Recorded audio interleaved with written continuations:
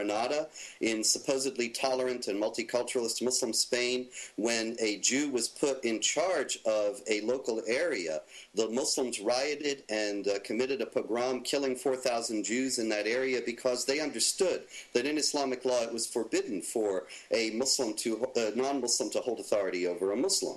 As far as his other examples go, we can argue about history all night, but your question actually, Mr. Zayed, entirely sidestepped. Your question was, why are Christians being persecuted in Muslim lands? I understood, now you correct me if I'm wrong, but Summer, I understood your question to be about Christians in Muslim lands today. For example, the Christians who were massacred by Islamic jihadists in church in Baghdad, 58 Christians murdered there just a few weeks ago.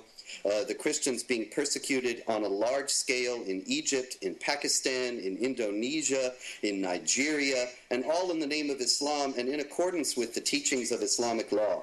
All that Mr. Zayed can do in the face of that is ignore it and talk about history and misrepresent history in rosy terms as if Christians and Jews had it better in Islamic lands than Jews had it in Europe. This is a widespread historical myth, but the numbers tell the tale. There were about 16 or 17 million Jews in the world at the beginning of the 20th century, and all but 1 million of them lived in Europe. And so if the Islamic world were really so much better for Jews than Christian Europe was at that time, then it's very remarkable that Jews didn't vote with their feet and all moved to the Muslim world at a time when it was so bad for them in Christian Europe. Actually, they did just the opposite because they knew where conditions were better. Now, the reality of the situation is the same now. We're not really here to talk about history. We're here to talk about the reality of Islam today. And unfortunately, it is still part of Islamic law that Jews and Christians must be subjugated under its rule, be denied basic rights, and live as inferiors in the Islamic State. It is in the service of trying to enforce those laws that Christians are being persecuted in Muslim lands today.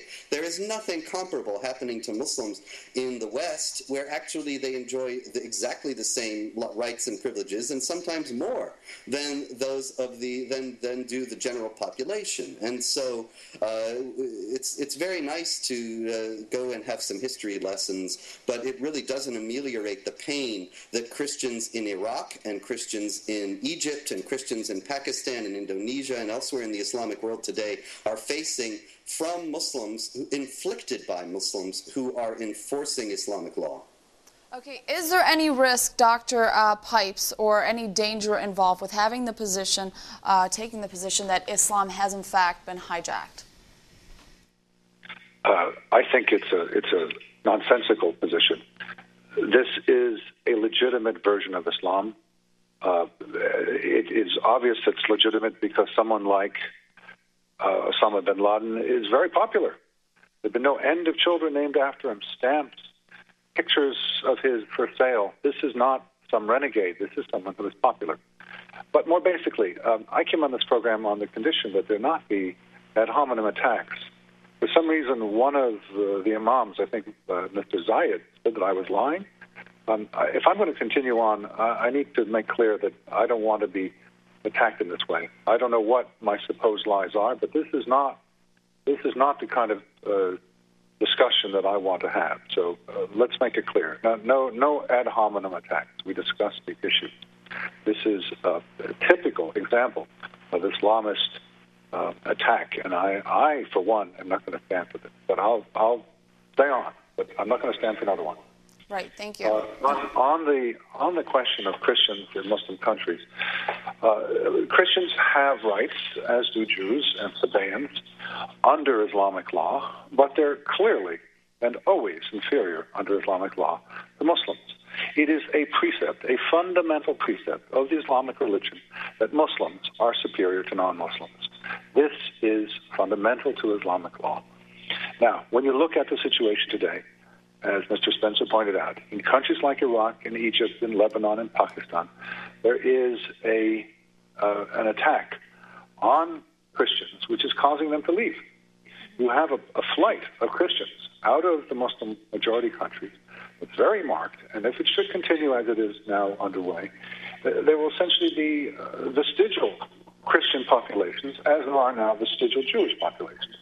1 million Jews in the Middle East 50 years ago, 60 years ago, has withered down to 50,000 or so. It is certainly possible that the same kind of reduction in numbers of Christians in the years to come. I am a historian. I'm not a specialist on religion, but on history. And I look at what actually takes place, and I see that throughout history, the main political force of Islam has been to establish the superiority of Muslims over non-Muslims and pious Muslims over non-pious Muslims. This is the driving force of Islam. I believe that this can change. I believe that Islam can modernize. I believe that Islam can become moderate and modern. Some analysts say, no, it can't. I believe it can. I'm hopeful. I'm hopeful that voices in the Muslim world today are now developing different understandings of what jihad is, what it means to be a Muslim. I think that Islam can be integrated, can become a moderate religion. But historically, no. Historically, Islam has not been moderate. Historically, Islam has been imperialist and supremacist. Can you maybe expand on that a little, on if Islam can be moderate? Are you talking about reform? Talking about, can you help us understand a little more? Because there's Muslims that disagree with other Muslims in their own community on interpretation of the Quran, for example. So how can we expect coexistence between Muslims and non-Muslims in this way? Indeed, there are many differences among Muslims about what it means to be a Muslim, how to understand the Quran and other sacred scriptures. But Islam changes and develops, as do other religions. As I mentioned before, I've seen in my own career of 4+ decades, great changes in Islam. And if it can change for the worse, which has happened over these 4 decades, it can change for the better. I think our policies, our efforts should be to help Muslims find, discover, invent, develop a modern form of Islam. Not a supremacist form, not a medieval form, but a modern form which can live in 2 things in particular, where Muslims and non-Muslims can live in harmony, and men and women can. I mean, if Islam stands for 2 things historically, it's Muslims dominating non-Muslims and males dominating females. This is not. It's got to go. It's not going to work in the modern age. This is completely antithetical, in particular, to how we live as Americans. Let's turn it over to Abdullah, and then we'll take our first call. Abdullah, as a Muslim, do you agree with Dr. Pipes that a moderate version of Islam can exist in the future? Well, I would say that a moderate version it exists now and has existed from the very beginning, and that is called Islam. That is called traditional Islam. I think that, just to kind of touch on a couple of points, I'd first of all like to apologise to Daniel. I think that perhaps what I said was interpreted as a ad hominem attack. It certainly wasn't meant to be directed personally, and Robert made a similar comment, and I apologise to you also, Robert. The point there that I was trying to make was to identify a group which is utilised by the media.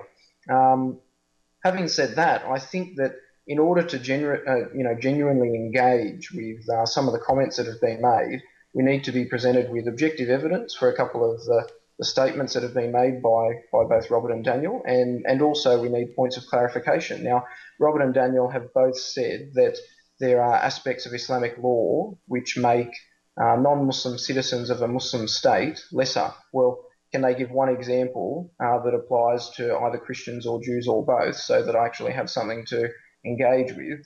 Secondly, Daniel suggested that Osama bin Laden is very popular and that many children have been named after him. Well, again, I'd need some sort of objective evidence for that. Otherwise, that's just a statement. Now, Robert also asked a question earlier about where are all the Muslims that are renouncing terrorism? Well, they're everywhere and they're very public. And indeed, in the United States, one very prominent Muslim immediately comes to mind, Sheikh Hamza Yusuf Hansen, who is popular not only in the Western world but also in the Islamic world, but considered to be authoritative by basically all Muslims, and who not only publicly renounced the September 11 attacks, not only has consistently publicly renounced the consistent violence in Iraq and Afghanistan and Pakistan, but he was actually even utilised by former President George W. Bush as an advisor on Islamic issues. So, and this is somebody that's respected worldwide and has millions of followers.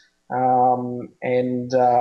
wonder how many more significant personalities there need to be. Now, Robert has then also gone on to say that there's many scholars in Saudi Arabia that support the terrorist attacks. Well, again, I need an objective bit of evidence. At least one name would be something that I could engage with. Now, I've given one name of a very prominent scholar who is respected worldwide by all Muslims, who publicly denounces these attacks and who also was utilised by the American president as an advisor on Islam. Could Robert give a comparable example for these terrorists supporting Muslims that he suggests? So I guess in answer to the question overall and engaging with those points, I'd say that traditional Islam is what I guess Daniel and Robert refer to as moderate Islam. It's existed from the very beginning, it exists today, and the majority of scholars and the majority of Muslims support it. I'd say that the only reason why we're not discussing it now is because it's not very interesting generally in the media. Okay, let's turn it over to Robert if you would like an opportunity to respond.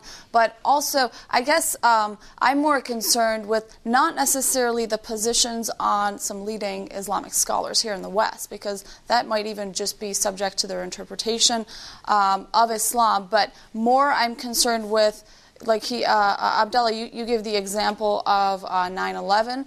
I'm more concerned with Islam and its relation to 9/11, not a Muslim scholar's interpretation or justification or publicly condemning 9/11. Robert, did you have a response? Oh, very much so. There's a certain amount of bait and switch going on here. I wasn't talking about terrorism. I don't have memorized everything I've said, but I don't think I even mentioned it, except in regard to the terrorist attacks, the 16,000 terrorist attacks. I was speaking about the fact that the sects and schools of Islam variously all agree in teaching warfare against unbelievers and the necessity to subjugate those unbelievers under the rule of Islamic law. That really is something that can be done with terrorism or can be done in any variety of other ways. And so if a Muslim says that he rejects terrorism, I think that's great, but there are several questions that come to mind.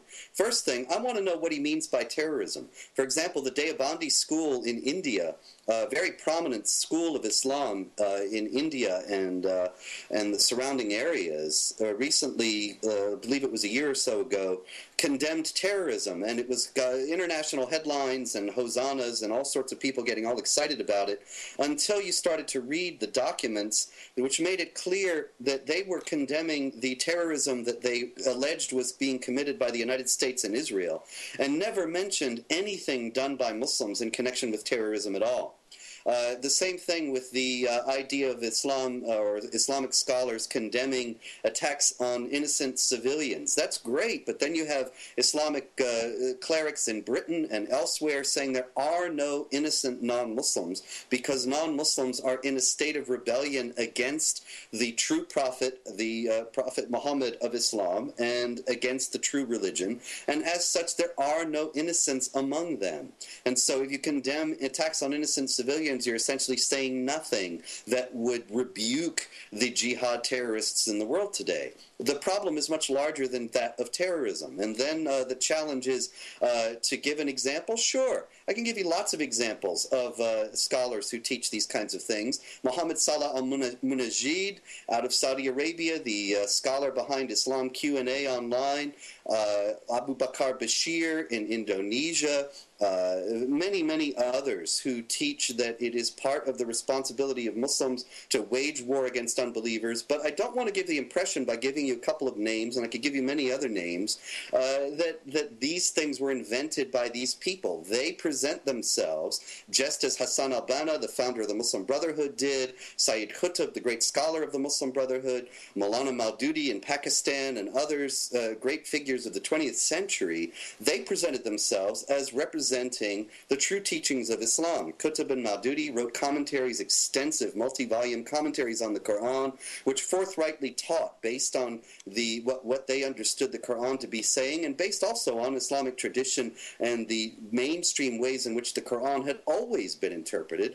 They taught that it was part of the responsibility of the Muslim community worldwide to wage war against unbelievers in order to subjugate them under the rule of Islamic law. Not necessarily a hot war.